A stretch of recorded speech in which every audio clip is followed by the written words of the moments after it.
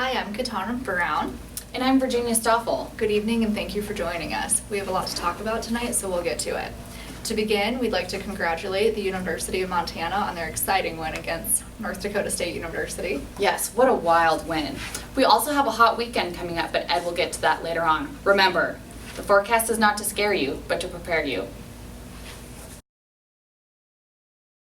On this week's Montana Medical Minute, we'll be talking about occupational therapy, OT as it's commonly abbreviated, in mental health. Virginia, do you know much about OT? You know, I know a little about occupational therapy, but it'll definitely be a good learning opportunity for me as well as our audience, I think. With that, we go to Barbara Cole to bring us the story from the field. I heard she's been brushing up on her fun facts in occupational therapy. All right, thanks Katana and Virginia. I'm here with Jane Lane, an OT at Stony Mental Health Center, and we are going to talk a little bit about OT and their role in mental health. Jane, thanks for being with us. Yes, anytime. Can you tell me a little bit about what OT is exactly? I sure can. Occupational therapy takes a holistic approach. We help individuals achieve independence, meaning, and satisfaction through therapeutic use of everyday activities. And these activities throughout our life are called occupations. All right, great. And then can you talk a little bit or explain how your role is unique in mental health? Yes, of course. We focus on a client-centered approach by helping patients express their personal stories and also any concerns that they're having. And at this time, our OTs always respect all of our individuals, and we make sure that they are all equal members of our society as well. Great, thank you. So, can you tell me where we expect to find OTs working in mental health settings? Yeah, sure can. OTs work in a variety of settings. Some include community health centers, psychosocial clubhouses, homeless shelters, women's shelters, correctional facilities, senior centers, after-school programs, work sites, and inpatient mental health facilities. All right, now tell me a little bit about what sort of populations you work with in these settings. Yeah, we provide mental health treatment and prevention services for the youth, children, the aging population, and those with severe and persistent mental illnesses.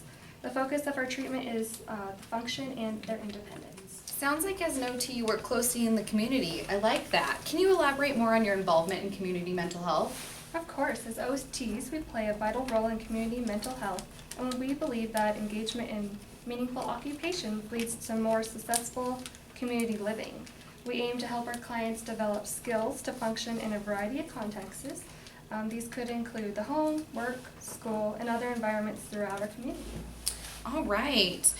Maybe you can show us some more examples of that. Yeah, over here we have our patients. They're working on therapeutic media. They're doing origami and they're making cranes. Looks like fun. Yeah, it does. And here we are, we're on an outing today, and we're teaching our patients how to use the bus system so they know how to use the transition if they need to go out and about in the community. So we're on the bus to our local bank. So now we're going to teach our patients how to deposit their money, and also in our program we help them manage their money and any finances that they also need help with. We learned some financing skills at the bank. We decided to walk over to our local co-op, and the girls are going to take the money that they took out of their bank and they're going to go shopping.